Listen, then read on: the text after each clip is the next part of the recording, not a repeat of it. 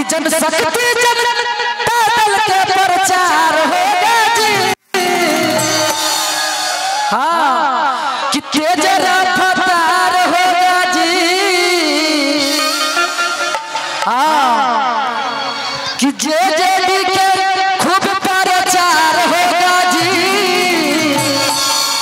जब तेज भैया जी के सरकार होगा जी।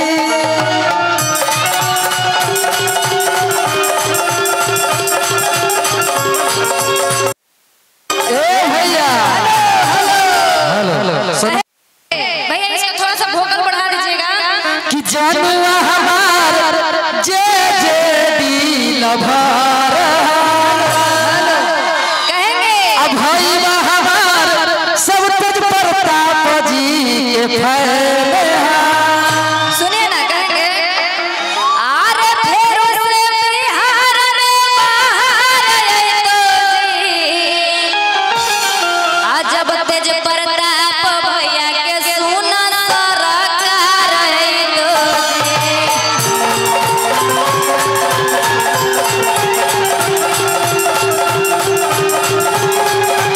ए भैया हेलो कि तेज भैया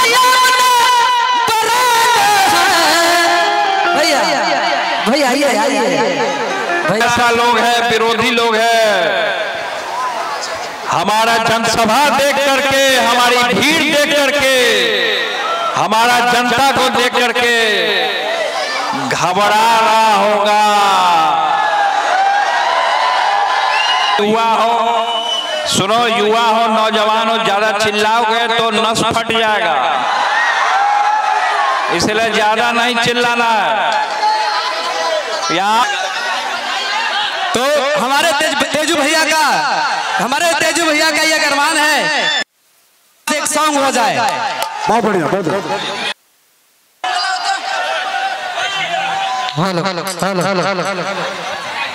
हेलो हेलो चलिए हमरा आज हमनी के जनशक्ति जनता दल पार्टी के राष्ट्रीय अध्यक्ष और बिहार के माननीय पूर्व मंत्री और हमार बड़का भैया आए हथिन, तेज प्रताप भैया आए हथिन, कोई बोलते और तेज भैया के चहेता यहाँ आए हैं, कब से इंतजार कर रहे हैं, हम 4 घंटा से हैं, कोई हटे नहीं है और तेज भैया का प्यार हमें बहुत मिलता है। हाँ और आप लोग साथी बना के तेज भैया को बात को सुनिएगा और जनशक्ति जनता दल पार्टी को मजबूत कीजिए। आप सब हमारे संतोष रेणु भैया उपस्थित हैं मंच पर, सभी जनशक्ति जनता दल पार्टी के सभी लोग उपस्थित हैं। हेलो हेलो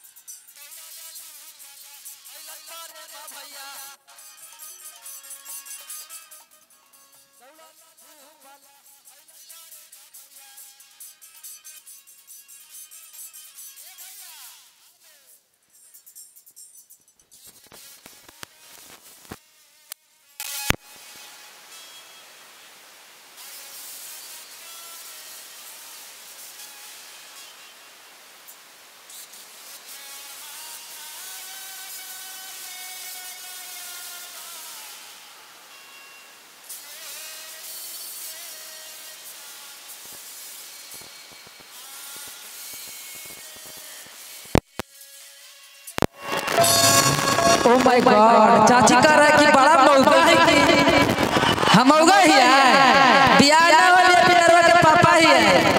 हाँ कि दोनों हाथ आवायो ले ले अब जोड़ के चाची धीरे धीरे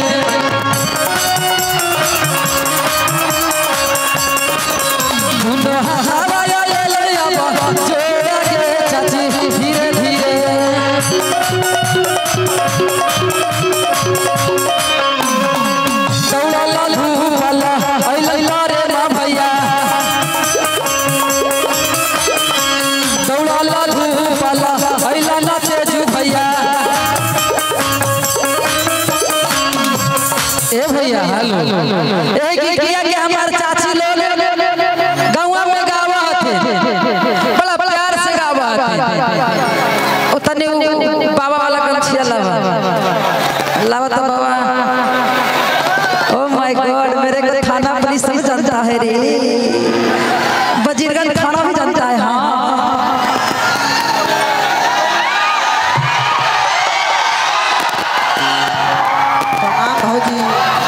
अरे निपुत्रा भौजाई लाई थी माने कलाकारी तरी तरी तरी तरी। Oh my God.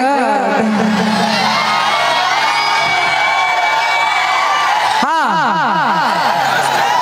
शांति बनाइए भैया, शांति कैसे बनाएंगे? आप क्या चाहता है? तेज भैया क्या चाहता है?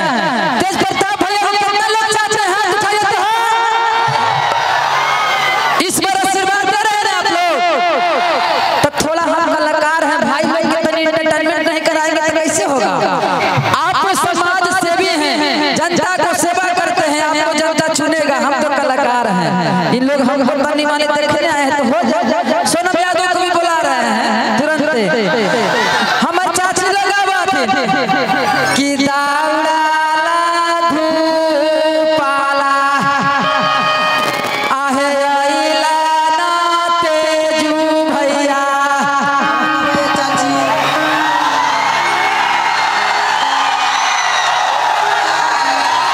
कि दोनों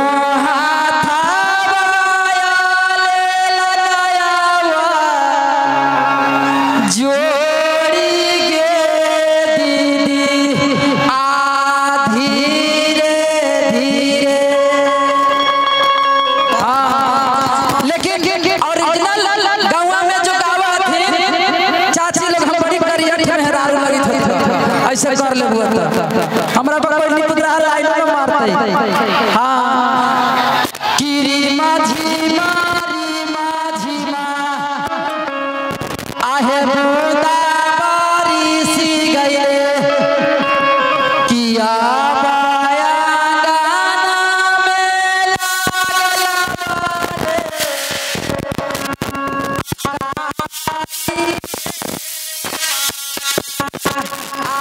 में धीरे धीरे।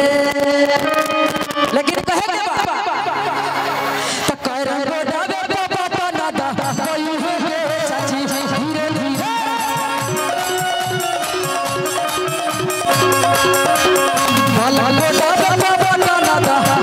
धीरे चाची धीरे धीरे।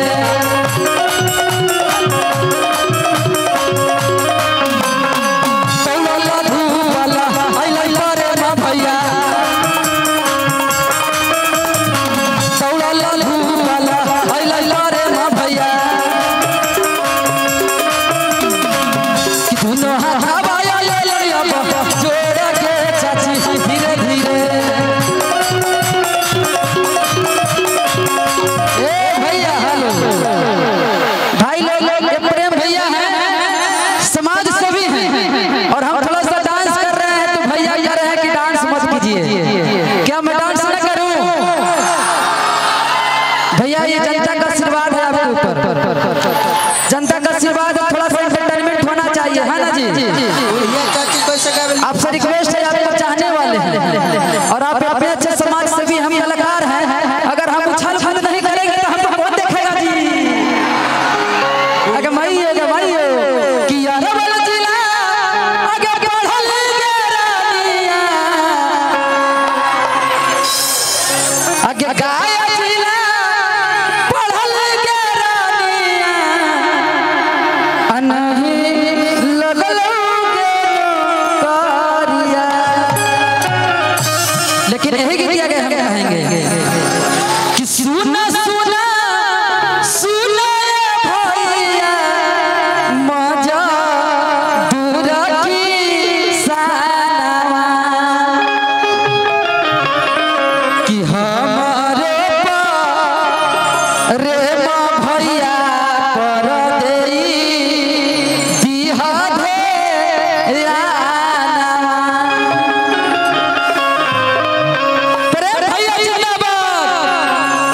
और 10 मिनट रिक्वेस्ट कर रहे हैं, आपको जनता चाहने वाला है। सोनमा हमरा 10 मिनट थोड़ा सा एंटरटेनमेंट करने दीजिए, गाने दीजिए, आपको कोई दिक्कत नहीं होगा। और तेज प्रताप भैया पर गाएंगे, भैया है, कोई दिक्कत नहीं। आप सुनो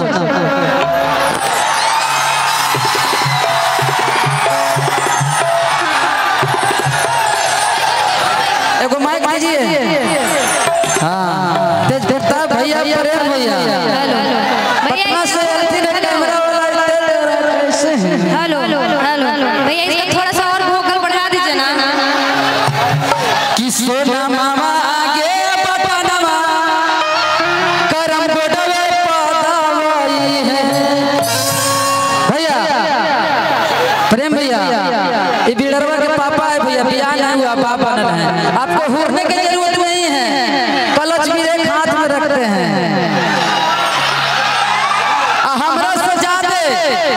हमरा से ज्यादा कोई नहीं नेता के प्रचार करता है। हम कंट्रोल में रहते हैं, क्या करना है हमको पता रहता है। कि सोना मामा आगे बटनवा बलक बोडवे पदावई है। तो सोना आगे बटनवा बलक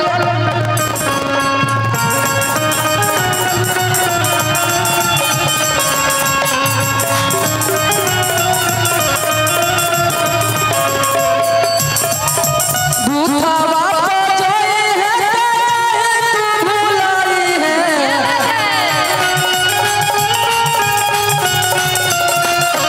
भूखावा पजोई है, तू भुलाई है।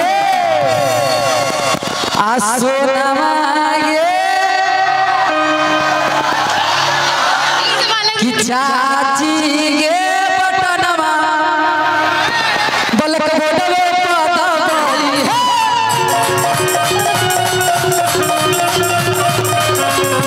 सोनमा गे फोनवा बंद कर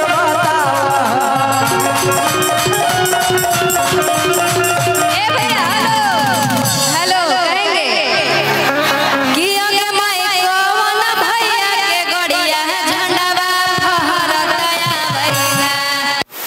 सुनिए ना, हम आपके ओम प्रकाश जी से पूछ रहे हैं कि अगे माई कौन भैया के गड़िया झंडावा उड़तया भैया। कि अगे माई कौन छपनी संडावा झंडावा फहरतया भैया।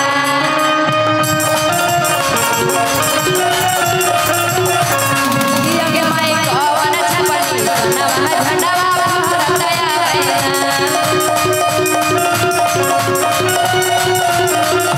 ए भैया हेलो, जवाब दीजिए, इसका जवाब क्या बात सोनम जी का दिए कि ये माई की न कर गड़िया की न कर झंडवा उड़तिया भैया। ऐसा थोड़ी होगा। हम आपसे पूछे, उसका जवाब दीजिए। जवाब दे रहे हैं कि ये माई तेज भैया के बलक बोडा झंडवा फहरतया भैया। हाँ अच्छा रूट पे जा रहे कहे के बा हैं। कि ये मत परे मत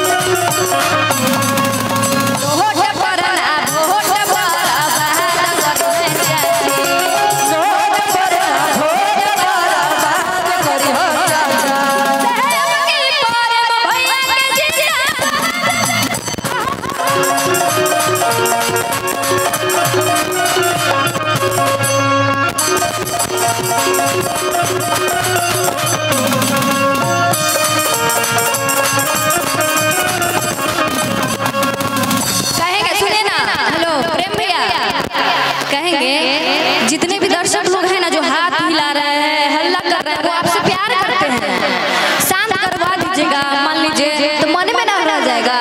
प्यार करते वो आपसे दिखा रहे हैं कि कितना प्यार करते हैं।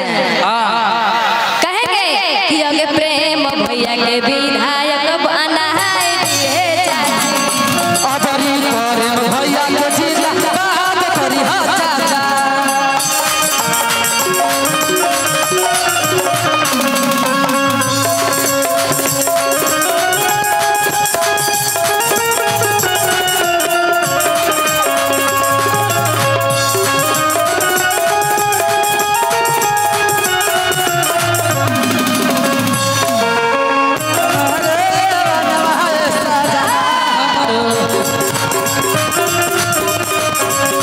हेलो सुनिए ना भैया, भैया आप लोग सुनिए ना, इधर देखिए दीदी लोग चाची लोग हैं, आप लोग ज्यादा खेला खेली कीजिएगा तो इधर इधर सब। ए सुनो चाचा भैया सब तो कह दिल हूं, आ जो लाल लाल टी-शर्ट पहन के आला तुमका कुछ ना कहबो। हाँ कहेंगे ना कि अरे चलो ही बुलेटवा से तो जबरदस्त लागही। अरे लाला का टी-शर्टवा में मस्त लगोही। सुनिए ना, ललका टी-शर्टवा बहुत सारे उज्जर भी दिख रहे हैं। कि अगर तोरा से बतियाइले बिना अगर नींदियो नहीं आवो। आ सोनावा गे फोटवा पात तोर बतावा।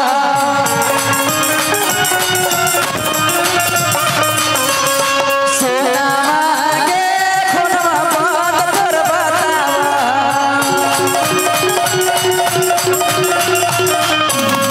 अरे तोरा से बतियाइले बिना नींदियो नहीं आवो।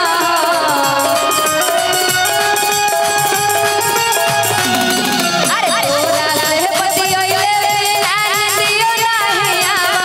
ए भैया हेलो भाई जी शांति बना के। रे फोनवा बंद कर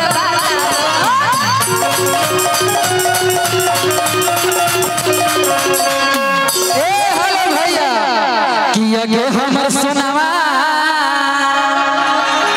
अब पिया के मोबाइलवा से कोलवा भैया हेलो और कचकत्ता लोग है, माफी चाहेंगे भाई लोग है तो सब लोग है, जनता है तो सब लोग है। कि अगे हमर सोनावा पिया के मोबाइलवा से कोलवा नी गे जा।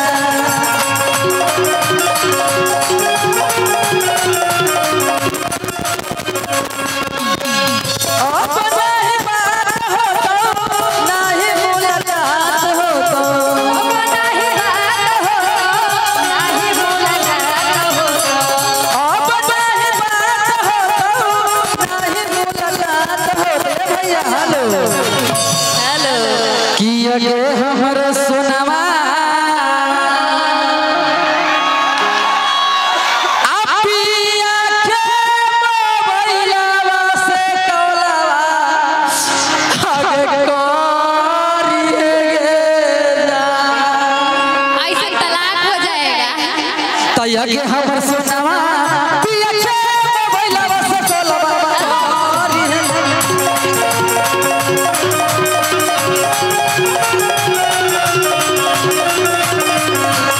अगे हमर सोनावा पिया के मोबाइलवा से कोलवा